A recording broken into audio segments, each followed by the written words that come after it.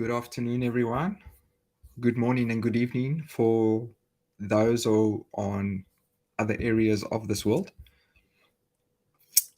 I'm doing just an initial setup. I am streaming to multiple platforms, so I just want to do one or two quick setups over here.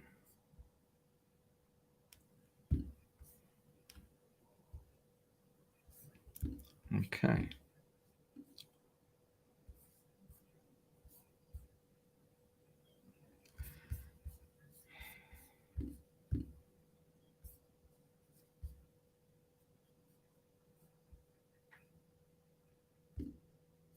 That looks good. Let's go ahead and share my screen here.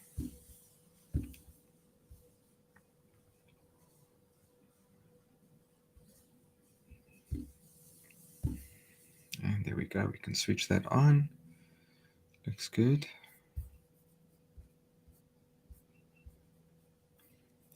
All right.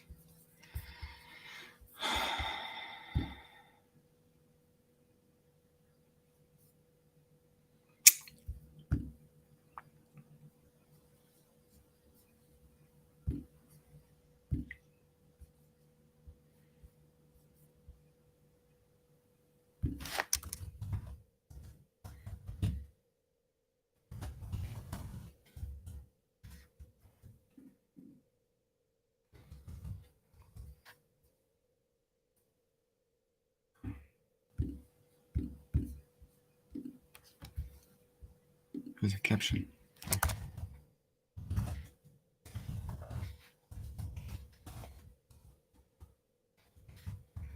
We'll get started shortly.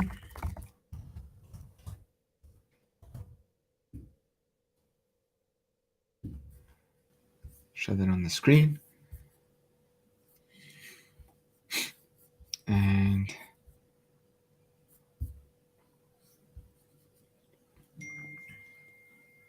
if we go back to Entra, we have no audience here, so that's good. That's fine. That's what we expect.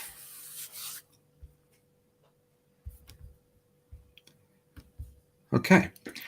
I'm not too sure who all I can see. For now, I'm going to assume that there are a few people that I will not be able to see until I see some chats or something along those lines. So I'm going to need to make some assumptions over here. And then from there, get going with this live stream that focuses on how to properly set up one's VS Code environment for React.js and, if possible, Node.js development. So we want to be able to design React applications or develop React applications in VS Code.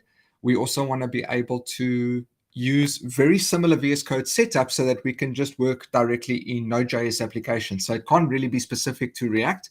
It has to be something that can also be used somehow server-side. And if there are small changes, we need to then just sort of manage that as best as we can. The intention is to simplify this process. It's not to overcomplicate anything. And I know that many have struggled out there because there's 50 different ways that you can set up a VS Code project or VS Code environment for React and Node.js. And everyone's got their sort of preferred ways of doing it. And every single time where I try to sort of adopt one of the ways that they are wanting to use VS Code for React or Node, I find that I'm hitting certain things that I don't enjoy. So I've taken it upon myself today this is like an R&D environment. And with R&D, there's going to be some hiccups in this live webinar, in this live stream, but this is kind of what I do in order to get to a central point where I'm happy that I have a setup that's going to give me the flexibility that I need. It's going to give my team the flexibility that they need so that we can standardize and use the same setups, and it will help me to work in React, Node, TypeScript, or normal JavaScript. So in both cases, we want to be able to use TypeScript, or we just want to be able to use JavaScript, and we need to be able to have the freedom to move from one to the other and decide how we want to move forward without having to undergo a massive setup. So that's our introduction to the session. And yeah, I'm sharing my screen, and I'm also Hopefully all the audio and everything is sounding good. And if not, I will be quite a sad person.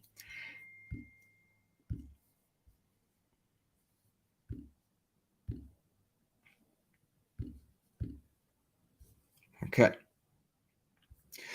All right, so let's kick off now. What I have over here is the first thing that I needed to do was I needed to back up my current VS Code environment. So if I start VS Code, it is a brand new environment. There are no extensions that have been installed, and there are nothing in my settings. It is a brand new environment. So that's good. It will allow us to start with a clean slate. Then, but before I had to create this brand new environment, I had to do two things. I had to first do a VS Code backup, and then I had to do a VS Code reset. So I already went and made notes for this. I didn't include this as part of the project that we have to troubleshoot together. So I made a couple of notes here, and it will be available later on in the descriptions of wherever I put this video.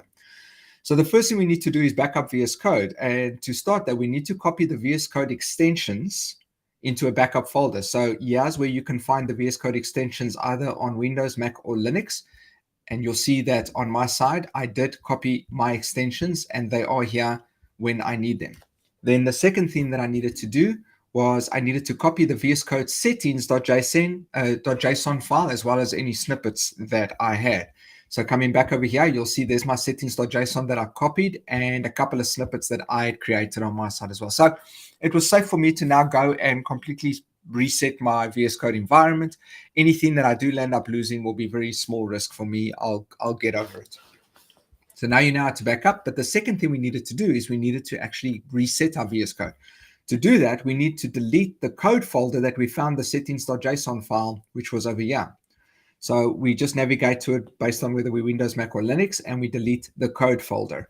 What we also need to do is delete the VS Code, the .vs Code folder that held our extensions. So once we remove those and we restart VS Code, we have a brand new environment.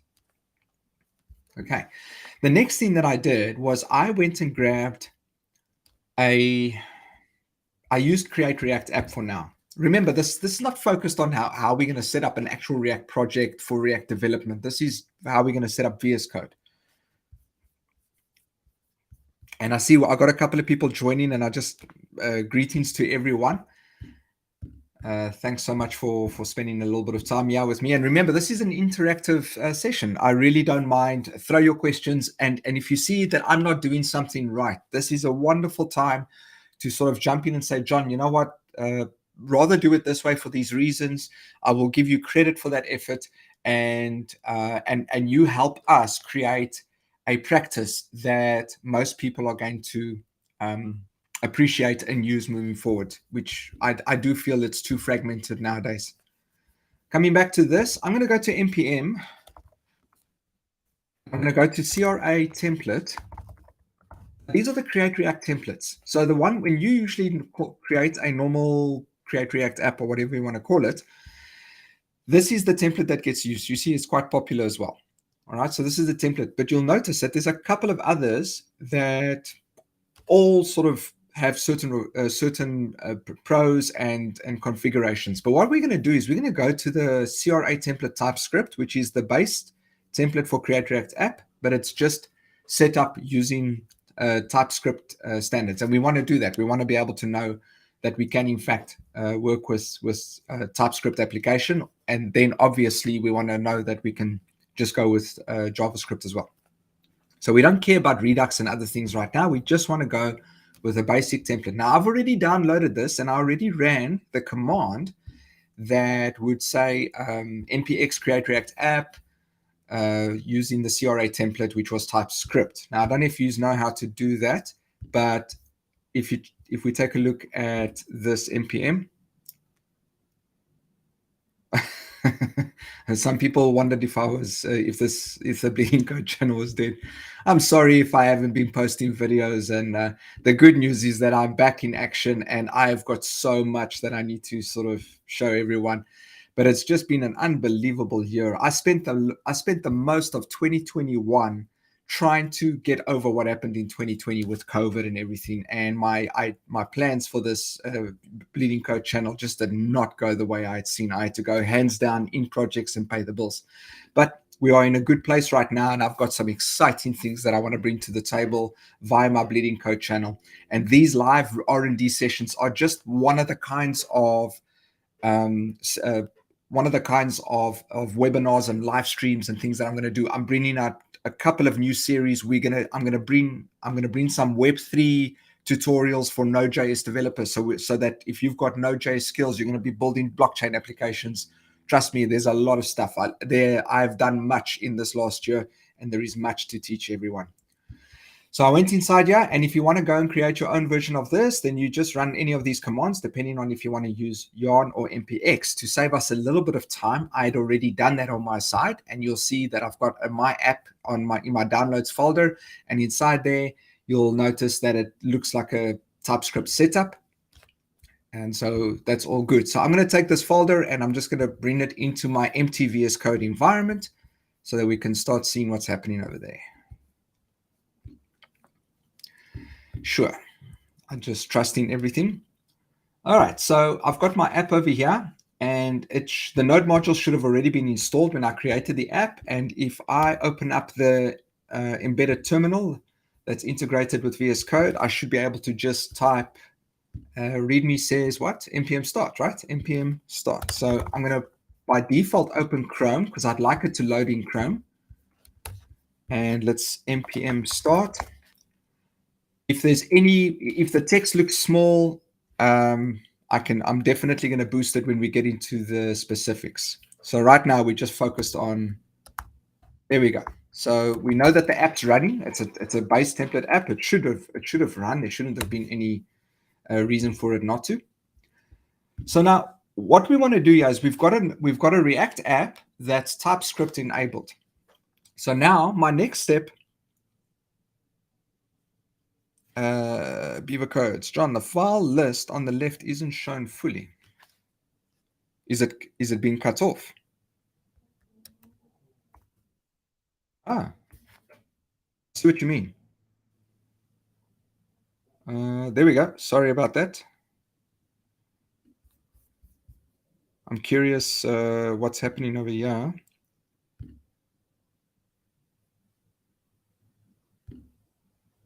Okay, so I don't know why I've got yellow stuff on the sides. I'm still learning some of the things, but I will definitely fix these things moving forward. And I can see what you see now, so I'll definitely keep an eye on that. Thanks so much, Beaver Codes, for letting me know about that.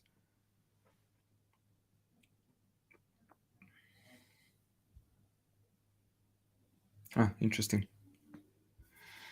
Excellent. For the sake of this live webinar, let me continue. I'm going to read everyone's comments, and I cannot wait to after this interact with all of you. Thanks so much for taking your time. I guarantee you I will take my time and definitely interact with everyone, and we can have a couple of chats once I'm done with this. All right. So I've got the source folder. We know that we've got a source folder, and the default file that was loading was the app.tsx. Pavel, thank you. So the default file that loads, where's React? There we go, is the app.tsx, which is in the source folder. All good. So we know that if we go here and we say, hi, Bleeding Coders, then at least the hot reload works well. So that's nice. Okay. Now, here's the question. If we go here to tsconfig, if I go and add a function here. Let's just go.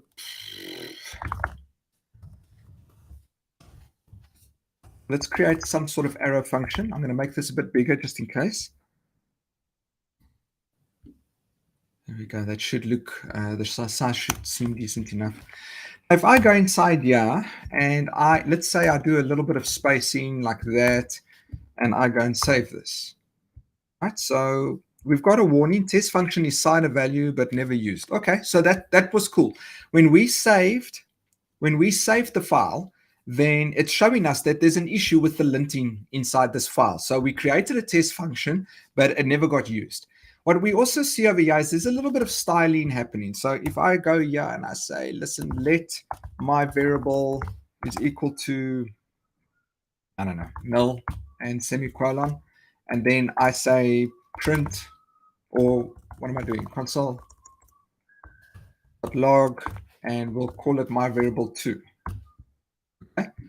So if we save this now, then we've got a couple of errors over here, which is all good. Test function, my variable is assigned and never used, and then we have an error. Now, the one good thing is it seems as if the error, at least it's monitoring variables that have not been properly declared, which is great. I'm trying to understand where this came from, though. I'm trying to, is this TypeScript, embedded TypeScript? I'm wondering where this error came from. You know, VS Code is continuously evolving, and sometimes you don't need to install certain extensions. It's becoming more and more native. So I remember once upon a time that I would have never even received this error had I not installed specific plugins. So this is quite interesting. So let's move forward. But for these others, yeah, we can only see them when we do the terminal and when we save the file. So what I want to do is I want to start knowing this stuff already as I'm busy with our TSX file. I want to know what's going on. And to do that, we are going to have to start installing a couple of, we're going to have to set up a few things. Now, the first thing is if I go here to terminal and I do an npm list, I want to globally list what I currently run, or what I currently have. Depth is equal to 0. I don't know if you all know this, but if you say npm list globally depth is equal to 0, then it will go and show you what modules you've installed. And you can see we're using Node version 16.13.2, and I've got nothing. This over here is not even being used by this project. This is something else. And this over here has got really nothing to do with React. So it really is a brand new environment. And what I'm going to do here is if we take a quick look at what Create React Apps says about setting up your editor, they've obviously got they've got a bunch of linting that they've already set up inside the Create React app. Now we can either extend or replace their current ESLint configs, or we can also move and use like Babel configuration. So there's the Babel documentation, and we should be able to go and find the Babel documentation for VS Code. All right. So what does this mean, though? And I think this is also where it gets a little bit funky, is that when do we start using this versus using ESLint? And this is where I get confused. Usually I just go with whatever setup was given to me, but I get lost sometimes. I don't know where some of the stuff will come from. So what I've learned from my past is to use Prettier as an example. So I would go to the plugins. Now remember, if something is installed here in package.json in your project, if something is installed over here, it doesn't mean that it's active in your VS Code. It only means that it will be triggered via your command scripts and the output would be in terminal. This is exactly what we saw with whenever we tried to save this file for React. But if we wanted these errors that we saw in the warnings in terminal to appear over here, we have to extend whatever modules were installed in your package.json to also exist inside the VS Code as extensions.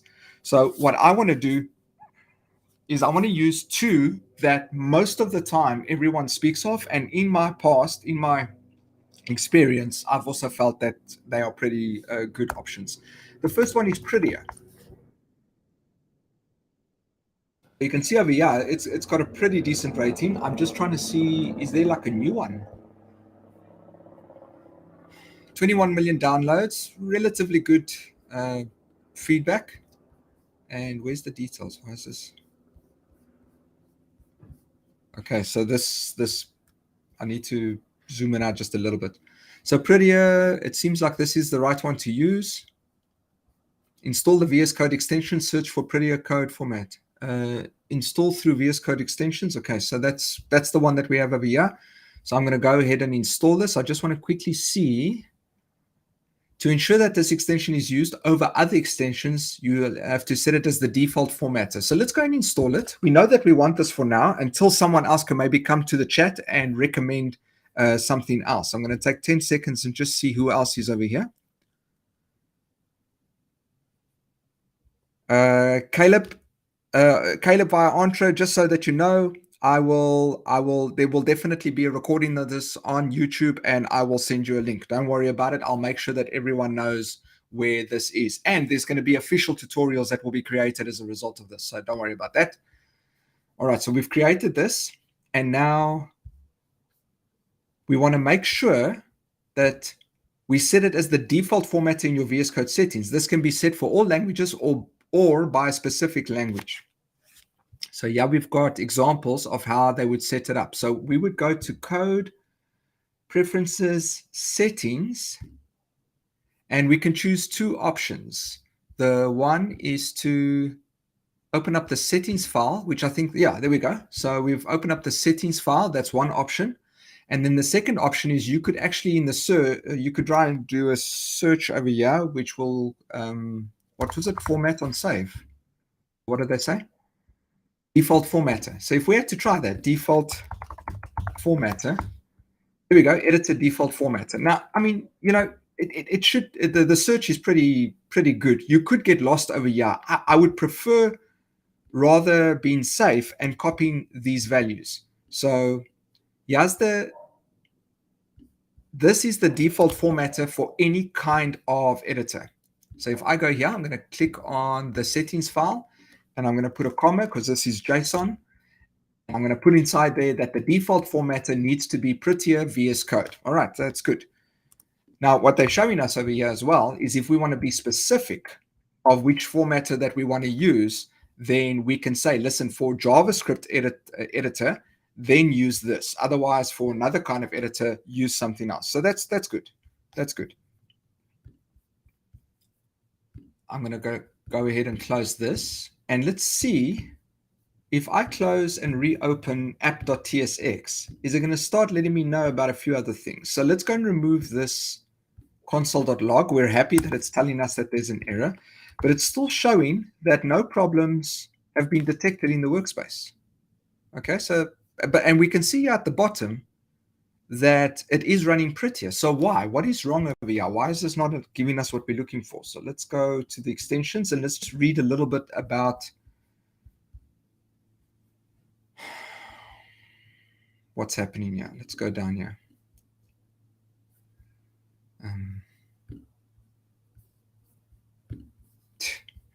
Anyways, all right, there we go.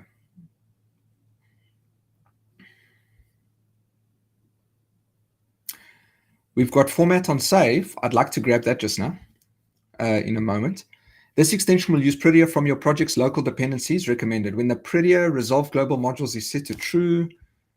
So now to install Prettier in your project and pin it as its version as recommended, then you've got to install Prettier to your project.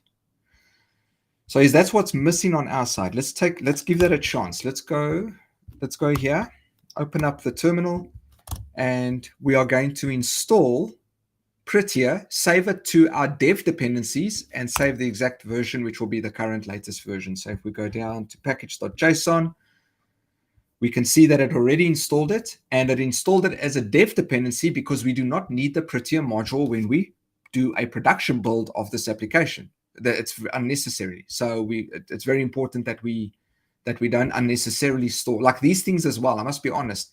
By default, the Create React app throws all of these into the dependencies folder, but they are not needed. They are only needed in order to build the React app. So you could easily move almost everything over here. I've got to double check, but you could easily move almost everything over here to the dev dependencies and everything will still work fine. But we're not here for that. We are to just test this functionality.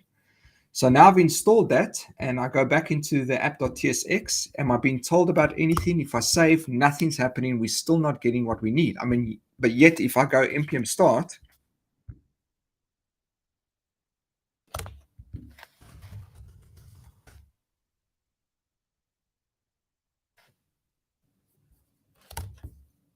Let's see what it says. It should probably still give us a couple of warnings. Yes. So we're getting warnings over here, but it's not happening over here. Is it because of Prettier?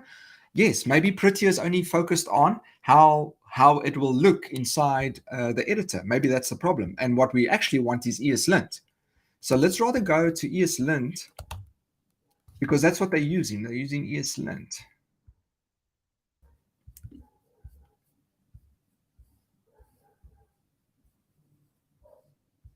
Now, what they're saying over here, you can extend our base ESLint config or replace it completely. There are a few things we highly recommend extending the base config, as removing it could introduce hard to find issues. Fair enough. When working with TypeScript, you'll need to provide an overrides object for rules that you should only target TypeScript files. It's important to note that the rules are set to error will stop project from building. So the base config has been, so this year, in the below example, the base config has been extended by a shared ESLint config. All right. A new rule has been set that applies to all JavaScript and TypeScript files, and a new rule has been set that only targets TypeScript files. I love it. It's a great example. So let's go here. And what is the name of this file? And I'm doing some of this on purpose, everyone. If I sit over here and I'm like, what is the name of this file? I get annoyed sometimes when they don't really tell you what file you need to create. They make many assumptions, and I'm sure a lot of people that are new to React are biting their hands right now and biting their fingers off because what file? Where do you put this config, right? And what is the name of this config? It's not even something that I know off the bat. Can anyone give me an answer? It's like .eslintrc, or is it just .eslintconf? I can't even remember anymore.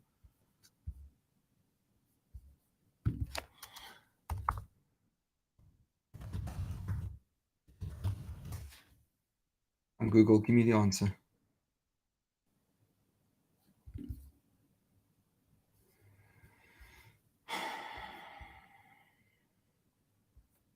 .eslintrc. Okay, I was right the first one. .eslintrc. Or, so this can be in the form of an eslintrc file or an eslint config field in the package.json. Okay, I actually never used the package.json. I would always create an eslintrc file over here. So let's go ahead to the package because there's already an eslint configuration, I think. There we go.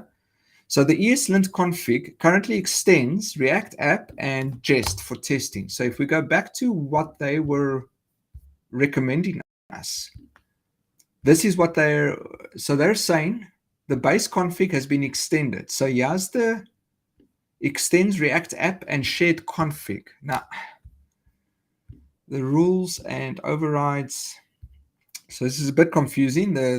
This documentation might either be outdated or shared config is, a shared config might not be readed. And this is what annoys me sometimes because I want to sort of go with what they have lately. And what they have over here is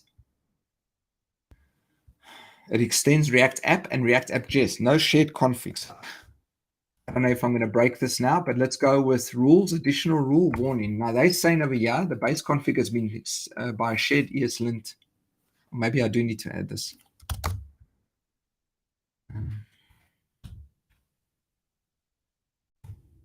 Then a new rule has been set that applies to all JavaScript and TypeScript files, which is the rules here. And then this is a specific rule that only targets TypeScript files. Okay.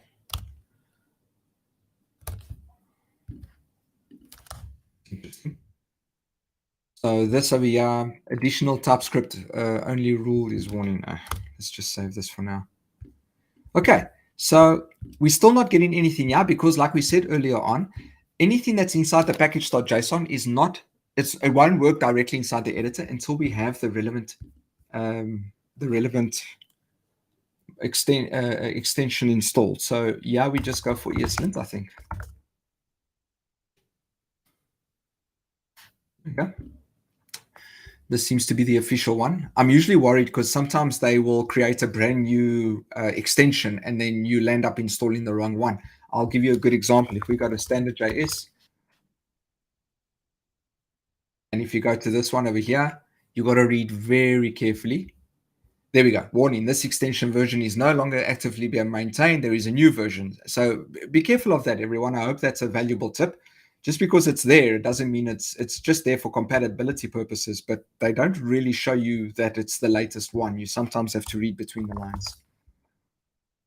All right. Let's go here. So we can install ESLint.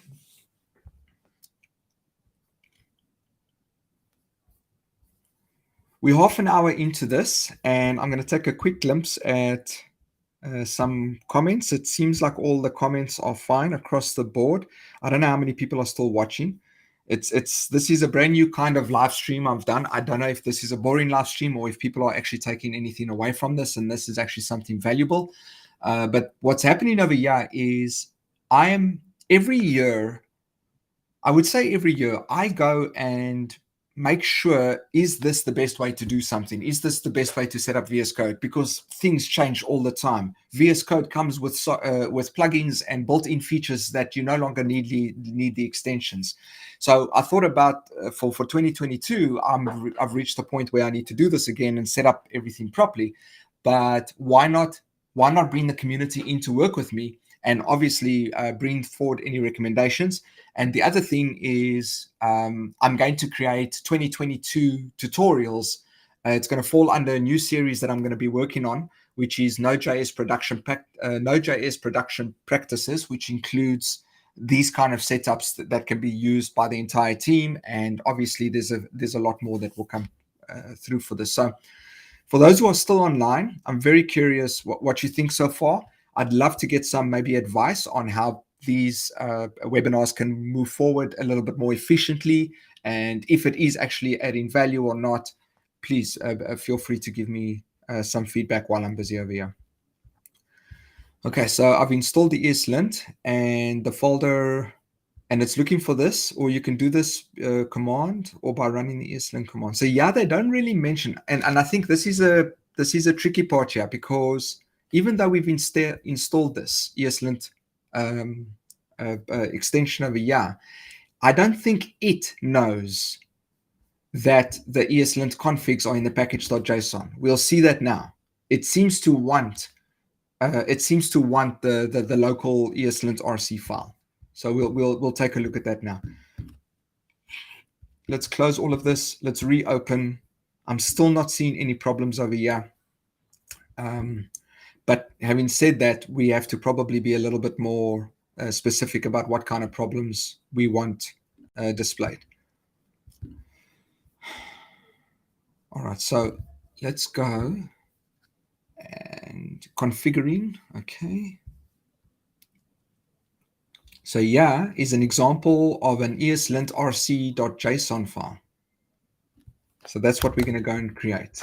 Is this a good idea? ESLint rc.json file.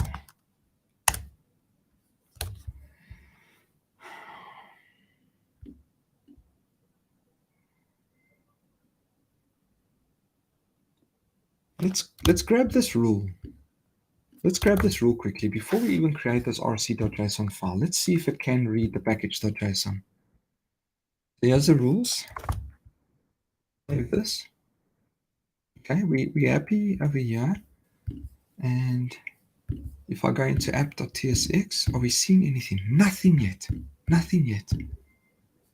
Okay, so, but did it go ahead? If I save this, I remove that. Okay, so this is not warning. Additional rule, semi 2.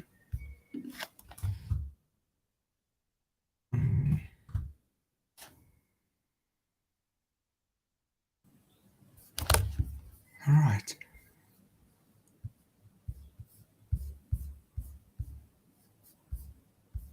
Let's go to some of the configuration options.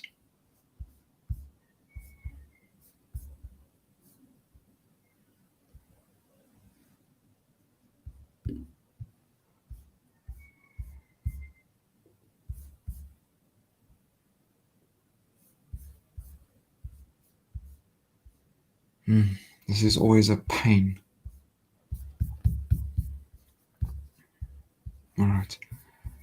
So let's now give everything that they mentioned here, the ESLint config. So where are you? So the parser options, we're going to copy and add that as well over here.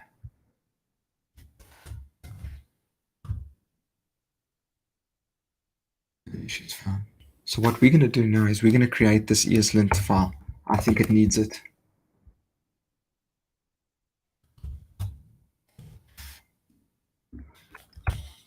I'm creating the ESLint rc.json, and I'm going to take this entire ESLint config over here, and I'm just going to move it out of the package.json file.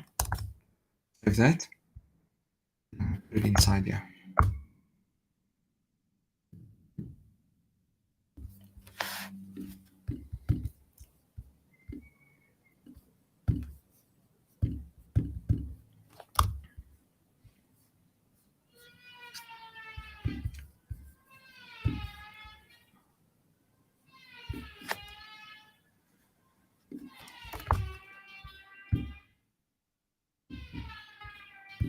So what am I missing?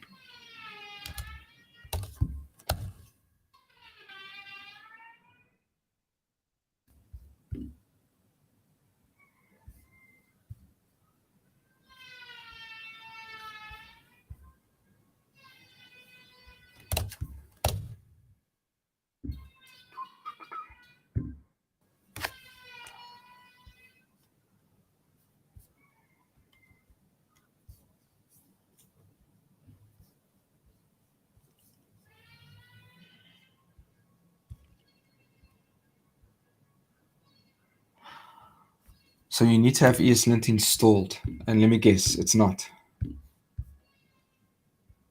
That's why. Okay. There we go. So ESLint needs to be installed. We'll install it directly here, and we'll install it as a dev dependency. I'm not going to install it globally. I don't want something populating other projects. So now that it's installed, that should work a little bit better, maybe.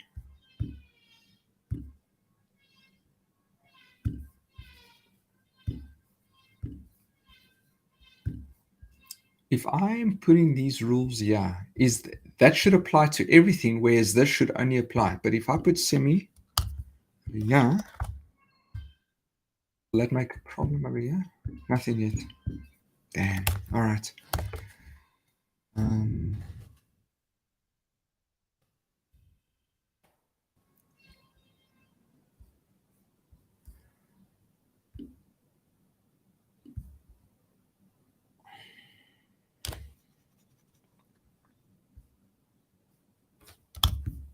I don't remember. That's another thing. I don't remember adding .json to it, just like that. Okay. Now we're back in there. Nothing yet.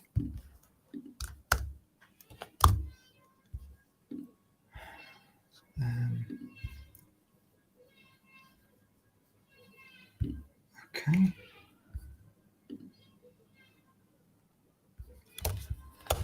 Welcome to development, everyone. Welcome to R&D.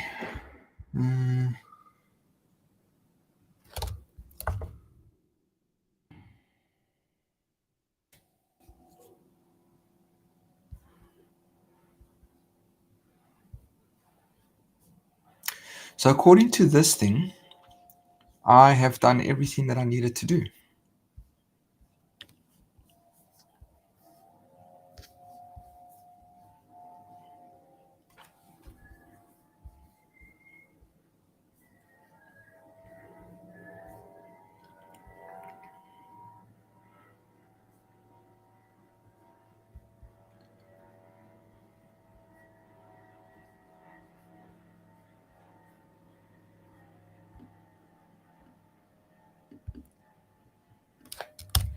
Let's try something.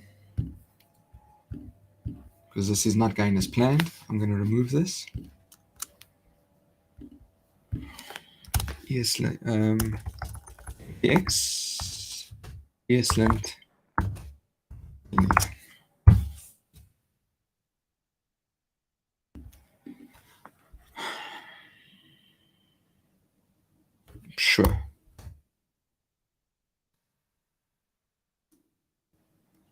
I want to enforce code style as well. Do I?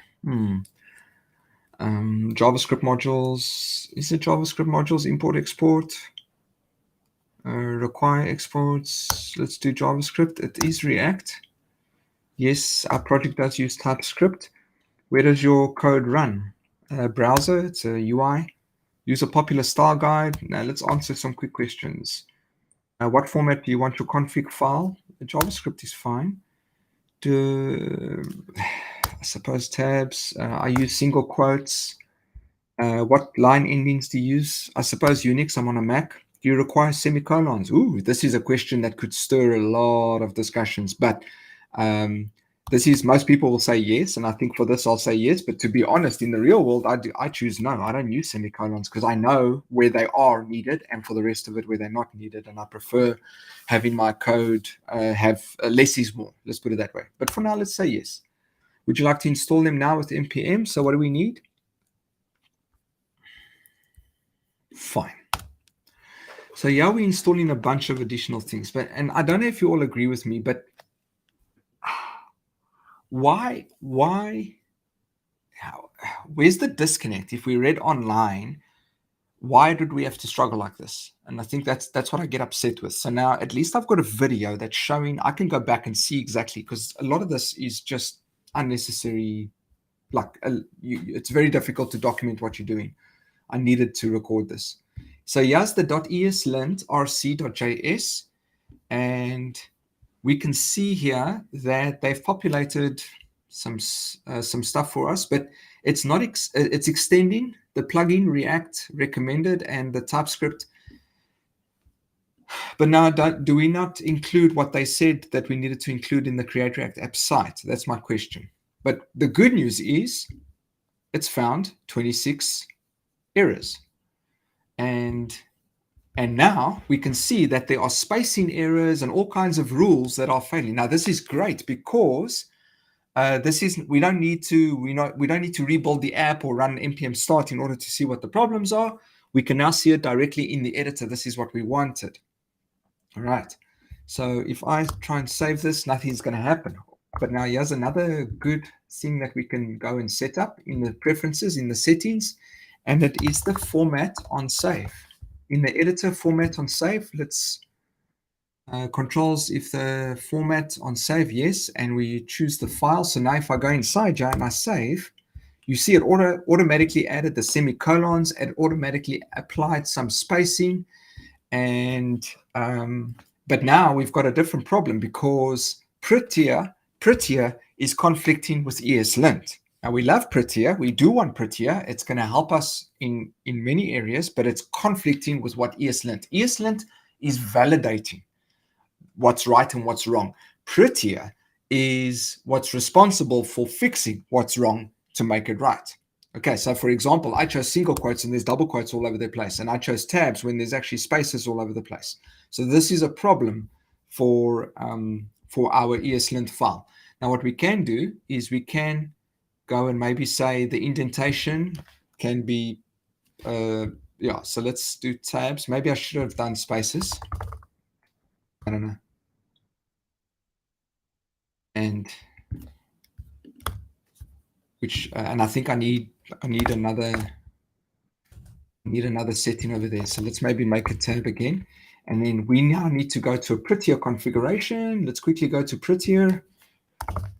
We also have to create a document for Prettier. Or a file, sorry.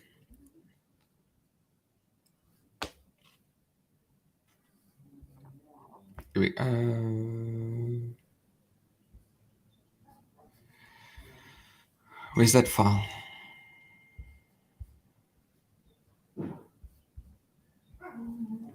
Editor config.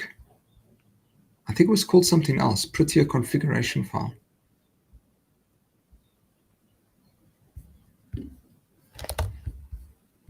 There we go. Okay.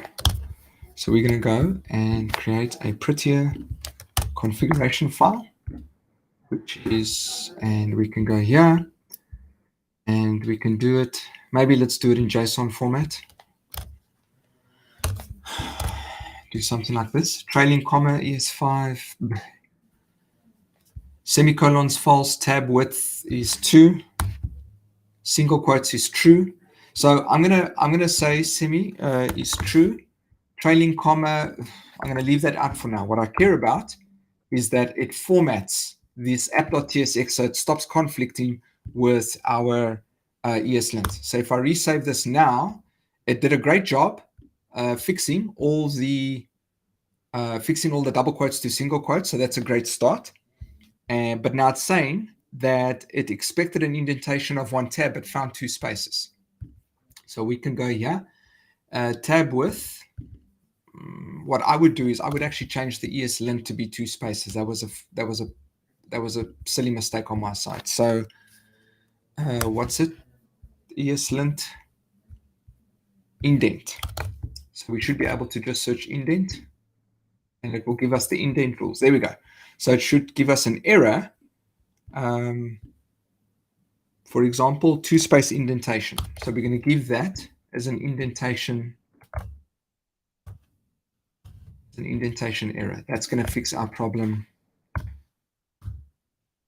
we go. I mean, look at that. We dropped from like 60 something to 20 something. Now we're down to 4. What we can do is module is not going to be very well received. So what we can do instead is rename this to RC, and RC will default to JSON. Let's rename it to JSON so that Prettier can fix it up for us. Okay, that there we go. So thank you, Prettier. You fixed it up to be JSON, and we don't need to say .json. Yeah, I believe we can just leave it as ESLint RC with the same as Prettier RC. Okay, so coming back to this, there's less errors over here. Yes, my variable is and it's telling us to use const. I'm a big fan of this, but what we can do for now is we can just remove this function. And now there are no more problems. We are finally getting somewhere.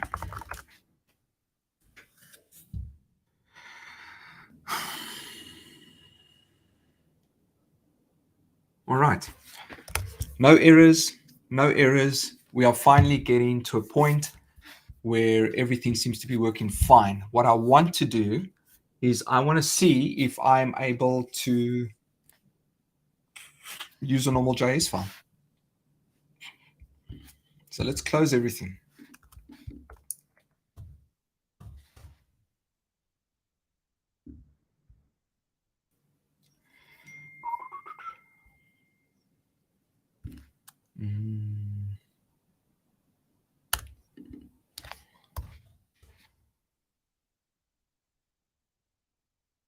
So what's wrong with you?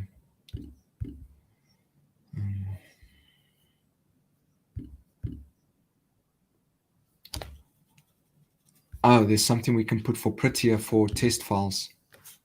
Why did it not loan when it was TSX?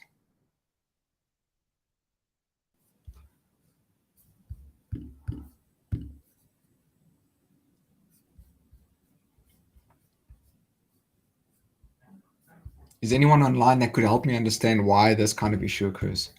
I mean, what's wrong with this now? Okay.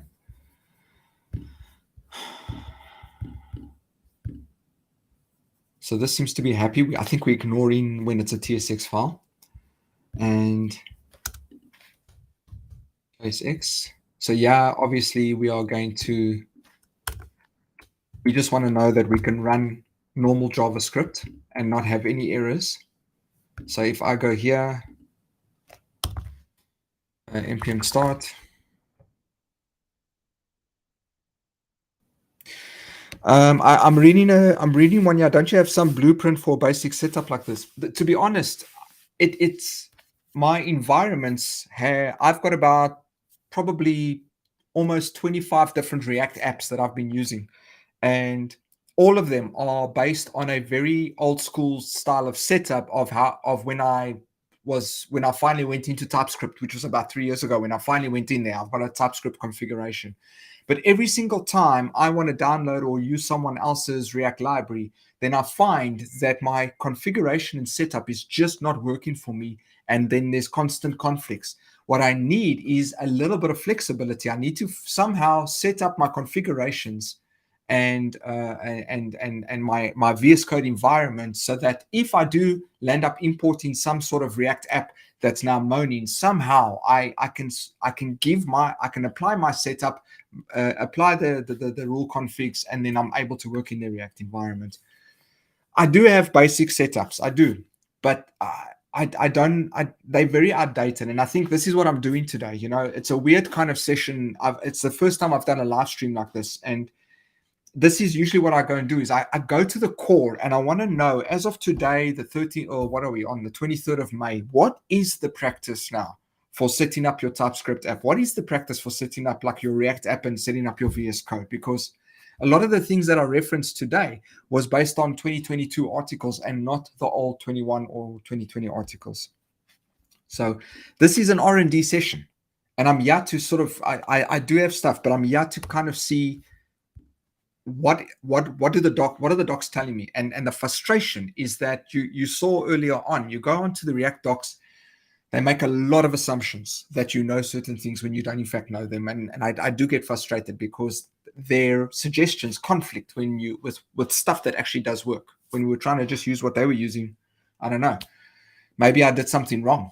You know, maybe that's what happened. And I suppose, you know, a lot of the times we just learn as we go. I'm going to be creating a blueprint, that's for sure. So I want to create some sort of 2022 blueprint that is for React and Node, for TypeScript or JavaScript in a VS Code environment. And I'm going to upload it and people can use it. If they want to use it, they can. And if they don't want to use it, they can change it or whatever. Now, if I ran this properly, I can go over here and I'm going to say that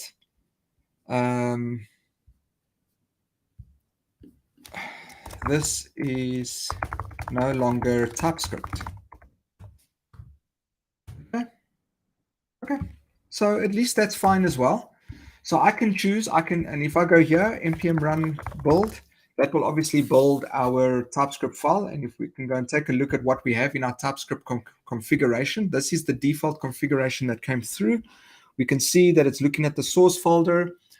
It's targeting, I'm trusting that all of this is true. Allow.js, I suppose that's what's helping us do JavaScript as well as TypeScript. And what I like about this is that one could have these configurations, bring in a JavaScript application, and slowly but surely implement TypeScript standards. You know, you don't want someone to cry now because they have to go full TypeScript or no. So the way we set up over here is obviously to assist those that might still be too comfortable.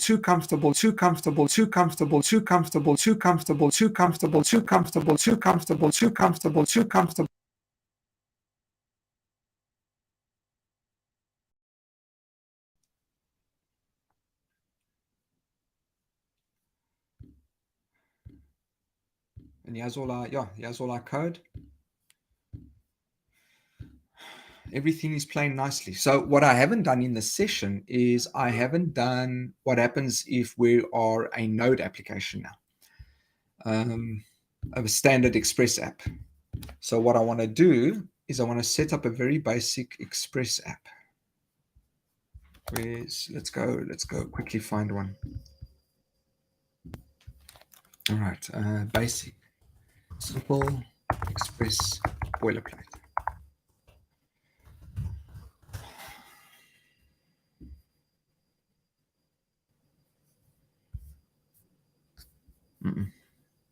Funny that came up on the.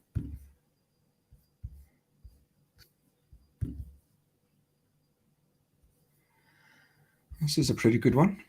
Boilerplate generator starter for building REST APIs, Node, Express, and Mongo. I want something a little bit more basic. I'm going to now start throwing in some other stuff. So what does this give us? And Mongoose, of course. I suppose I don't care. So let's just go and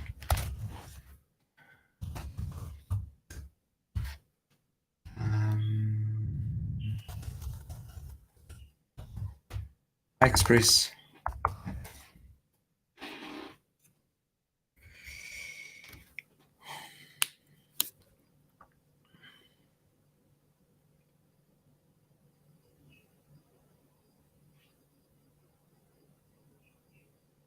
Sure. Okay. Can I share that with everyone while we wait? Yes. Okay.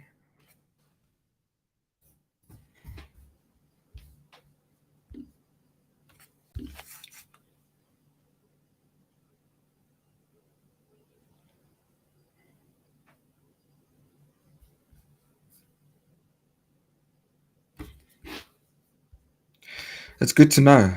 It's good to know. Thanks for that.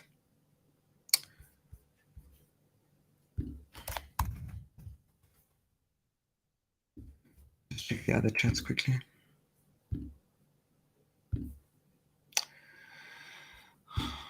So we're reaching the end of the what I had hoped would be a 1 hour session.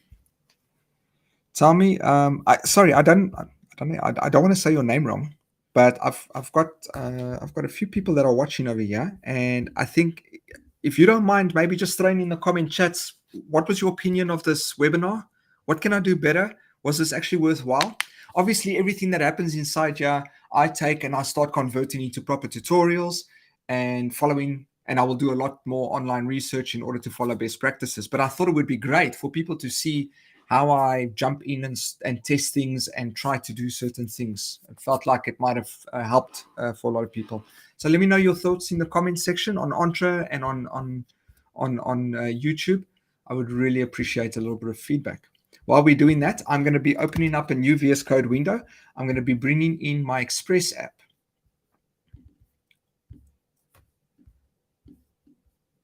And this should be as simple as just running npm runs or npm. I'm making a lot of assumptions over here. Start. Okay.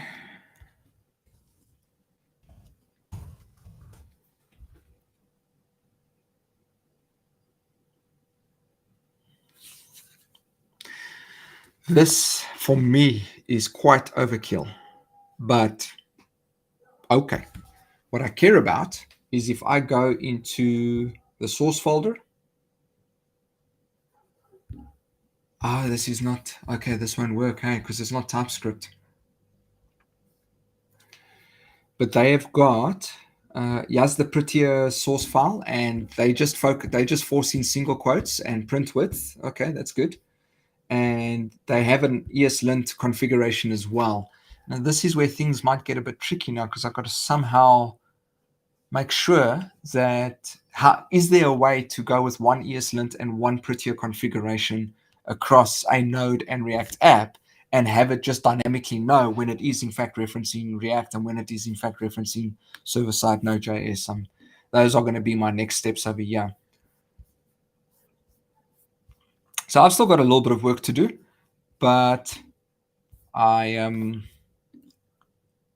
hope that I think we can leave it over here for now. I don't know if there's much reason because I can see that I'm going to have to jump in and do a whole bunch of crazy things and create a lot of samples. What I would probably do is maybe do a lot of the work offline and then come back and do maybe a feedback review session that's a lot shorter, like a 5-minute video of what I ended up doing, and rather create a nice little tutorial that everyone can work with on how to set up the environment. But yeah, the focus was React and Node, TypeScript with JavaScript option, all in one environment with one configuration. Okay, I'm going to stop it there. And for everyone, I've got one or two platforms connected over here. So if anyone's got any questions, I'll stop the screen sharing for now. If anyone's got any questions, then please let me know. And I'll take a few minutes, and I would love to chat with everyone if you are keen.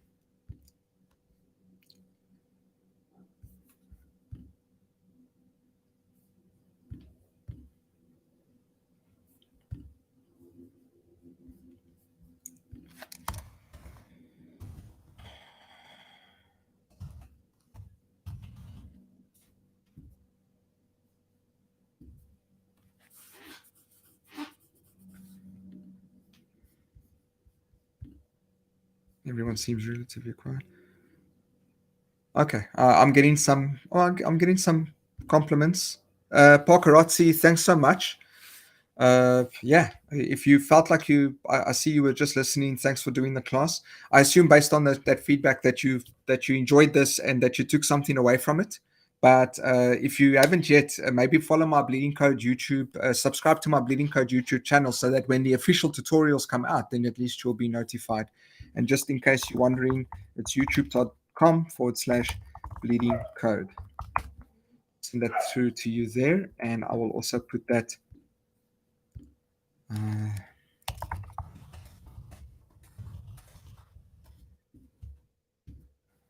Share that. There we go. Easy enough. Okay, I don't seem to be getting any other questions, so I will leave it like this for 2 more minutes. And if I am not getting any other questions, then we'll call it a day. Everyone's busy. Thanks once again for your time. I was a little bit nerve-wracked with something like this. I don't usually have people watching me while I'm coding, but maybe this works out, and maybe I can get this better. And with a little bit of feedback from everyone on maybe how I can improve, we can do something great. So thanks again, everyone. And a special thanks to Yaros B, Laros B. I don't know if that's a capital. Thanks so much. You were quite involved over here. For Beaver Codes, for Pavel, thanks so much for coming through and for checking this out. I appreciate the interactive feedback from everyone.